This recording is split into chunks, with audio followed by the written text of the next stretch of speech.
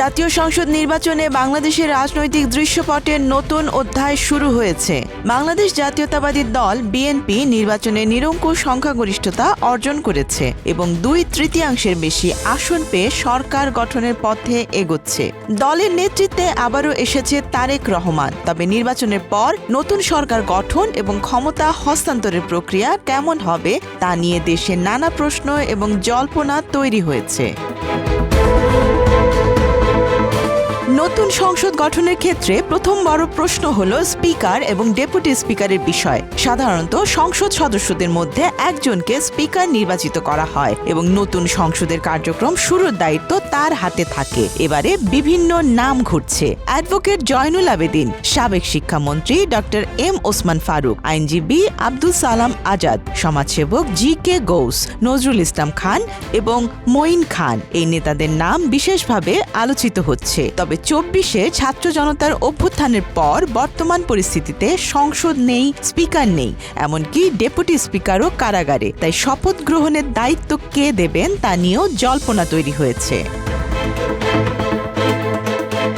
সংবিধানের 148 অনুচ্ছেদ অনুযায়ী সংসদ সদস্যদের সাধারণ নির্বাচনের ফলাফল সরকারি গ্যাজেটে প্রজ্ঞাপিত হওয়ার 3 দিনের মধ্যে শপথ গ্রহণের ব্যবস্থা থাকতে হবে। কিন্তু যদি স্পিকার বা ডেপুটি স্পিকার বিভিন্ন কারণে শপথ করাতে ব্যর্থ হন, তাহলে রাষ্ট্রপতি শপথ গ্রহণ করানোর জন্য কোনো ব্যক্তি মনোনীত করতে পারেন। সে ব্যক্তি যদি 3 দিনের মধ্যে শপথ করাতে ব্যর্থ হন, তাহলে প্রধান নির্বাচন কমিশনার পরবর্তী 3 দিনের মধ্যে নির্বাচিত সদস্যদের শপথ করাবেন। এইভাবে সংবিধান শপথ গ্রহণের 2টি বিকল্প পথ নির্ধারণ করেছে।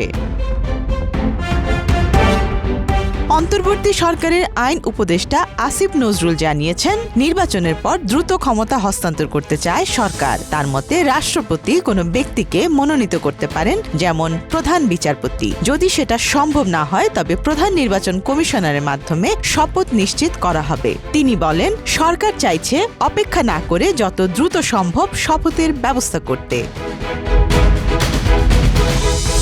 শপথ গ্রহণের বিষয়টি সমাধান হলেও নতুন সরকারের ক্ষমতা গ্রহণ এবং মন্ত্রিসভা গঠনের প্রক্রিয়া শুরু হবে রাষ্ট্রপতির মাধ্যমে। সংবিধানের 56 অনুচ্ছেদ অনুযায়ী যে দল বা জোট এককভাবে সংখ্যাগরিষ্ঠ হয়েছে তাকে সরকার গঠনের জন্য রাষ্ট্রপতি আমন্ত্রণ জানাবেন। দলের নেতা প্রথমে সংসদ নেতা হিসেবে দায়িত্ব পালন করবেন এবং রাষ্ট্রপতির অনুমোদনে প্রধানমন্ত্রী হিসেবে শপথ গ্রহণ করবেন। প্রধানমন্ত্রী এবং মন্ত্রিসভায় অন্যান্য সদস্যরা শপথের সঙ্গে সঙ্গে তাদের পদ ও ক্ষমতা গ্রহণ করবেন।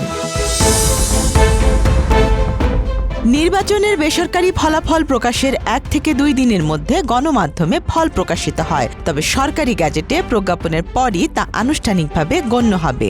সূত্র অনুযায়ী নতুন সংসদ সদস্যদের শপথ গ্রহণ সম্ভবত 15 থেকে 18 ফেব্রুয়ারির মধ্যে সম্পন্ন হবে। এর সঙ্গে সঙ্গে নতুন সরকার কার্যকরভাবে ক্ষমতা গ্রহণ করতে পারবে।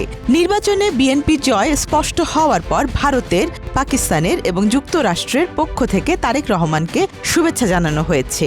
এই ধাপের মাধ্যমে দেশের নতুন সরকার সংবিধান অনুযায়ী ক্ষমতা গ্রহণ করবে এবং পুরনো সরকারের দায়িত্ব নতুন সরকারের হাতে হস্তান্তর করবে। সংক্ষেপে বলা যায়, সংবিধানের ফলাফলের পর সরকার গঠনের পুরো প্রক্রিয়া সংবিধান সুনির্দিষ্টভাবে নির্দেশ করেছে। শপথ গ্রহণ, স্পিকার বা প্রধান নির্বাচন কমিশনারের ভূমিকা এবং রাষ্ট্রপতির মাধ্যমে প্রধানমন্ত্রীকে ক্ষমতা হস্তান্তর সবই সংবিধানের নিয়ম অনুযায়ী হবে। সবকিছু ঠিক থাকলে নির্বাচনের 6 দিনের মধ্যেই নতুন সরকার কার্যকরভাবে ক্ষমতা গ্রহণ করতে পারবে। Desk report, Dhaka express.